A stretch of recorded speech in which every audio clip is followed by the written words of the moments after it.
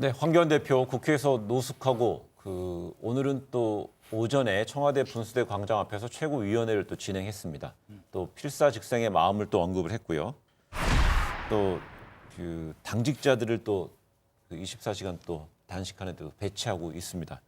뭐 속도는 되게 있고 치밀하게 좀 가고 있는 것 같습니다. 근데 필사즉생의 각오로 필사즉생의 마음으로 단식 투쟁을 이어가겠다고 했는데요.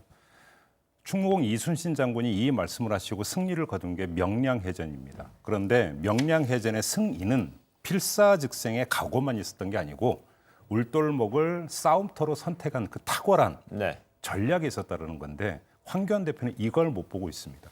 싸움터를 잘못 잡은 게 예를 들어서 지소미아 종료 처리를 외칠 거면 도쿄로 가야 되는 거고요. 그다음에 어떤 공수처법 설치안이나 선거제에 대해서 그러니까 이야기를 할 거면 여의도로 가야 되는데 왜 청와대 앞으로 가서 그렇게 하느냐라는 겁니다. 이렇게 돼버리면 필사즉생이 아니라 필사즉사로 갈 수도 있다. 요즘을 좀 알았으면 좋겠습니다.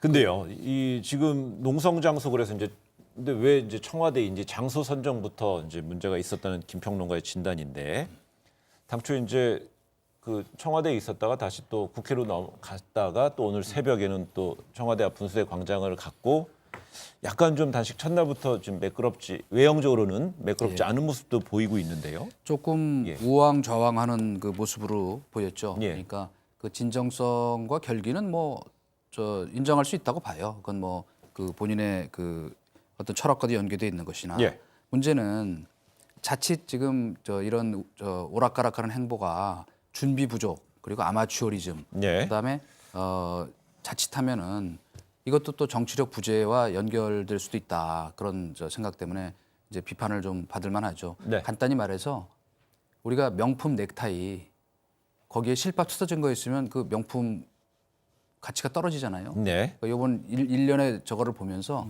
사실은 과정과 절차도 매우 중요한 거거든요. 이미지 연출도 중요하고 그런데 그런 면에서 본다면 뭐 집시법 검토 제대로 안 된 거나 그 여러 가지 물론 장소 선정 이거는 뭐 그건 이견이 있을 수 있다고 봐요. 뭐 청와대에 가서 좀 더 적극적 어필을 하겠다는 생각이 있을 수 있는데 다만 이런 이 참모들의 어떤 이 역량 부족도 같이 작동한 게 아닌가 해서 좀 안타깝죠. 싸움의 장소를 제가 말씀을 드린 건 싸움의 대상이 싸움의 성격과 이유가 잘못 설정돼 있다. 이 점을 좀 말씀을 드리는 거고요.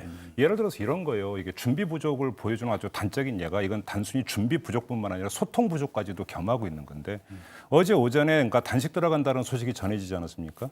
조경태 최고위원이 오늘 무슨 이야기를 했냐면 최고위원들이 그러면 황교안 대표가 단식 들어간다는 걸 언제 알았느냐? 어제 아침에 알았답니다. 그러니까 본인만이 아니라 최고인들 모두. 그러면 무슨 얘기냐면 사전에 그 논의가 전혀 없었다는 얘기예요. 그러니까 자유한국당의 그러니까 최고 지도부를 구성하고 있는 최고위원들도 모르는 상황에서 갑작스럽게 결정됐고 갑작스럽게 준비를 하라고 하니까 저는 우왕좌왕 모습이 나오는 거죠. 결국은 황교안 대표 혼자 독주하고 있다는 거예요. 정당에서. 저번에 박찬주 전 대장 영입 때도 최고위원들이 좀 몰랐었다 이런 얘기가 나왔었잖아요. 뭐 물론 이제 그 삭발 때도 그랬고 사실 그거는 이제 뭐 내부 소통에 문제가 있다는 지적도 할 수 있지만 사실 이거는 혼자 또 결단해야 하는 그 고독한 결단의 측면이 있어요. 그래서 실제로 이거 이제 준비를 해야 되잖아요.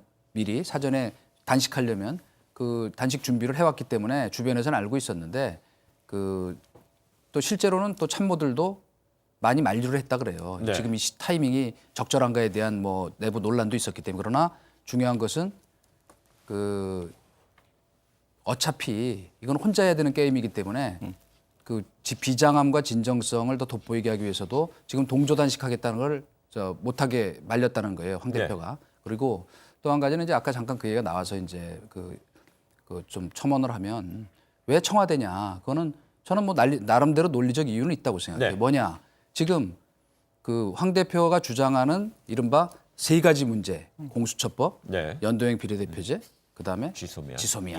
이 모든 출발점이 사실은 대통령이거든요. 그러니까 그래서 또 1대1 면담을 요구했던 것이고 다만 이제 타이밍이 마지막 카드를 빼들기에 조금 빨랐다고 제가 얘기하는 건 뭐냐면 어쨌든 이것은 거의 마지막 카드인데 좀 더 축적이 된 다음에 뭐 당내 쇄신, 여야 협상, 또 1대1 면담 추진 이런 것들이 다 진행이 돼서 절박성에 대한 국민적 공감대와 이해가 있을 때 진짜 이제 다른 수단이 없으니까 하는구나.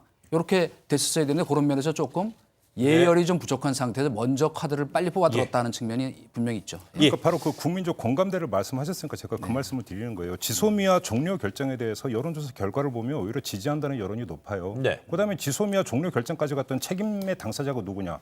아베한테 있다라고 다들 이야기를 해요. 예. 왜 이런 어떤 국민 정서를 못 읽고 예. 그런 식으로 혼자 독주하면서 속도 위반하느냐? 공수처법 설치도 마찬가지예요. 저는 이 점을 지적합니다. 알겠습니다. 그거는 여론조사로 얘기할 것은 아니다. 우리가 뒤에 이제 좀 이따 얘기하겠지만은 뭐 그 닭이 먼저냐 달걀이 예. 먼저 얘기하면 그건 한도 끝도 없는 것이고 알겠습니다. 다만 그 시발점이 어쨌건 청와대부터 시작됐다는 것. 지소미아 종료의 말하자면 자주파의 반란에 비슷한 반란 같은 예. 그 결정으로 일선 부처에서는 다 신중했잖아요. 반란이요? 그때도. 아, 제가 나중에 그때 얘기했잖아요. 얘기해. 자주파의 나중에. 반란이라고. 예.